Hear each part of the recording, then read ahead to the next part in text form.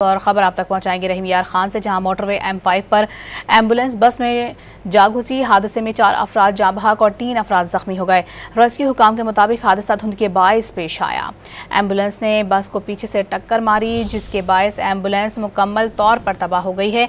जख्मियों को THQ अस्पताल खानपुर मुंतकिल कर दिया गया है। वाज़ेह है कि पहले ही ये हिदायत जारी की गई थी और बताया गया था कि फॉग लाइट्स का इस्तेमाल किया जाए। धुंध के बायस ख़ास तौर पर रफ्तार पर काबू रखना ज़रूरी है, क्योंकि धुंध के बायस लाइट्स नज़र नहीं आती। यही वजह है कि मोटरवे पुलिस की जानिब से वाज़ेह तौर पर हिदायत दी गई थी कि फॉग लाइट्स का इस्तेमाल किया जाए और इस तरह के हादसों से बचा जा सके।